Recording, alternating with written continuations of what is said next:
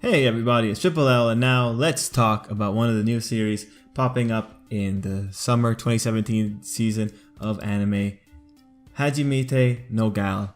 So, very quick, just to premise this, I told you guys that I was going to be watching this and that I was going to be doing general impression videos for these series, so that's why I'm here. I'm here to do that.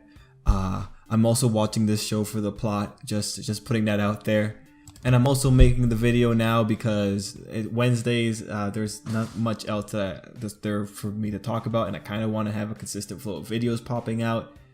And yeah, okay, so the reason I'm premising so much like this is specifically because Hajimete No Girl is, No Gal. I had to specifically say gal because gal is a big phrase for the show. Is one of the romantic comedies of the ecchi genre. So in other words, perversion everywhere. But at this point, it's still worth talking about. On the note of other shows that I am watching but I haven't made videos for yet, or might not make videos for in general, there were Yokai Apartment and Kitchen to Another World, I believe it was, or Door to, I think it was Kitchen of Another World. Anyway, specifically, sorry about that, my phone went off. I wanted to ask you guys, if you guys want videos for those two series in particular, let me know, because otherwise I'm not really going to talk about them, because Yokai Apartment is a little bit underwhelming in terms of its technical quality, and then Kitchen is just a little bit, it's a bit odd, but if you guys want videos for that, let me know. Anyways, sorry, people who came here specifically to hear my opinions on Hajimete No Gal, let's just get right into it. So, basics of the show. In terms of the premise, it's pretty par for the course when it comes to romantic comedies, or when it comes to the ecchi genre in general. We just kind of get introduced to the characters, and we just kind of get introduced to what's going to be the main plot for the majority of this particular show. Now, there's one thing that you can kind of appreciate this particular show for, is that the characters, this is going to be kind of a romantic comedy revolving around a relationship as it goes forward.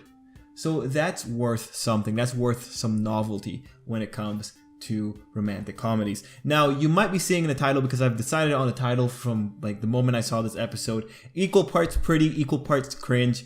And to just elaborate on that particular thing, you know, this was really interesting in that this show kind of just reminded me a little bit of, I guess, my high school years. And you know, it was kind of sour to think about it just for a little bit. And just to clarify, this isn't going to be going against the show. Like, this is just narrative of the show, and the fact that it could elicit those emotions out of me, even if they're negative, you know, I'll appreciate for that. And I'm not taking away any points from the show, and this is like a relatively minor thing. When the boys were talking about Yame, and you know, they're describing her and that she's just easy to put out, they're pretty much just going for this because they want the sex. You know, at that point I was like, oh, damn it, you know, that's kind of the way that people talked about my sister once upon a time, and it's just, I still have a bit of a chip on my shoulder. So seeing that kind of dialogue just happen again, you know, it didn't put me in a really great outlook, but you know, that kind of outlook is prevalent among teenagers. That kind of outlook is prevalent amongst a lot of people in general. It's prevalent amongst both guys and girls. So, you know, in terms of a narrative, it made sense. It's just, it did rub me the wrong way, but that's the point. You can see from the narrative that those characters in particular are supposed to be portrayed like that, because they're doing actively disturbing things. Well, disturbing is too much of a strong word. They're doing just generally uncool things. Like, they were looking at, I guess, eroge, how would you call it? You know, they were looking at the softcore stuff in class, and you know, at that point, that's not very classy. So these guys aren't setting the bar high for morals in general. So overall, in terms of the narrative going there, you know, it makes sense. Also, I don't know where I'm gonna sneak this little tidbit in, but I found it very strange how hypersexual these people's classmates are. And in retrospect, that might legitimize why these boys are looking at that magazine. Just seeing how hypersexual everyone is in this particular anime. It was actually kind of weird, all things considered. Anyway, it's a bit more annoying to watch it. And then as we go through the sequence of the episode, you see that our main character is slightly more redeemable than them. He's being painted in slightly a better light. And that was actually something I was really interested in. I kind of wanted to see how they were going to play with this character. And you know, the guy's still perverted. It's an ecchi series. At least he's relatively honest about it. The big thing was once he was on the floor, the big gag is that he doesn't want to get up because he has a full-on panty shot there. And it's just like, okay, great. He's doing this. And then as we're going through the general conversation, we get like the little ideas. Okay, his life is pretty much ruined, as he's saying. He's cool with that. The girl is just kind of continuing to tease on. And then we get the moments of little development from the girl, from Yame. And she has that moment where she's asking like, do you actually like me? And so that's a pretty interesting thing, right? It kind of establishes that there's a character arc here. Maybe it's a character arc that revolves around self-confidence. Maybe it's a character arc that revolves around self-image. You know, it's a pretty interesting little thing, and it's a pretty interesting dynamic. So ultimately, we end off with the situation. Well, she's gonna get involved in this relationship with this guy, and this guy was doing it for less than noble reasons.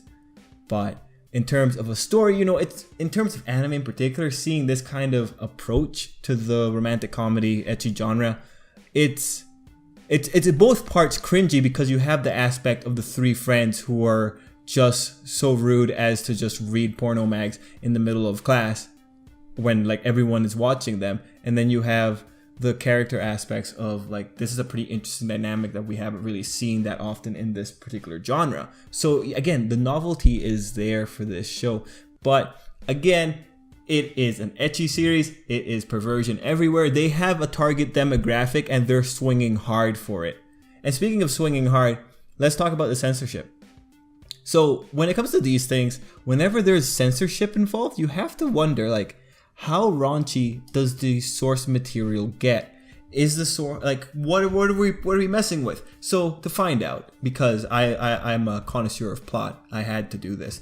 I very quickly went over and just found the manga, jumped on the 5 latest chapters, and just quickly gave it a read. Okay, pretty simple.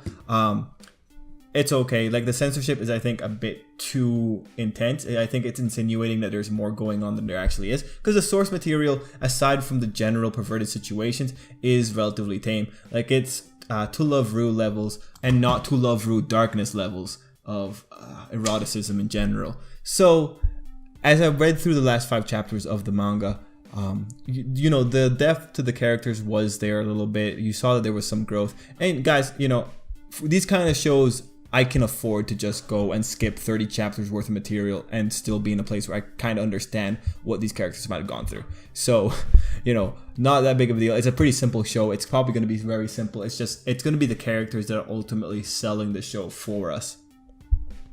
That said, it was interesting because the manga seems to be hitting or approaching a climax. So this might be one of those shows that the manga ends right around when the anime ends. And that might be really interesting. I'm actually kind of curious to see if that's going to happen. But anyway, guys, overall, Hajimete no Gal, if you're looking for an ecchi series to follow this season, I think this one's going to be good enough because there's some depth here. And I think it'd be very interesting if we have like identity questions popping up later, because that seems to be something that's kind of, you could see it working with this particular premise, because this girl is really prettied up, she's really dolled up, she's kind of embracing that type of lifestyle. So it'd be interesting to see what kind of problems we're going to get out of here.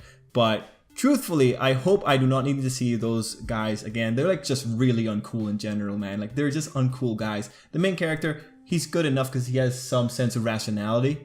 But for the other three, you know, they're the Three Stooges. So we'll have to see how that goes. Overall though, Hajimete no Gal, it was a fun time for me. I more or less enjoyed it. Guys, let me know what you thought of it down below, and let me know if this is one show that you're going to be watching for reals. And also let me know if you want me to keep talking about this show in the future.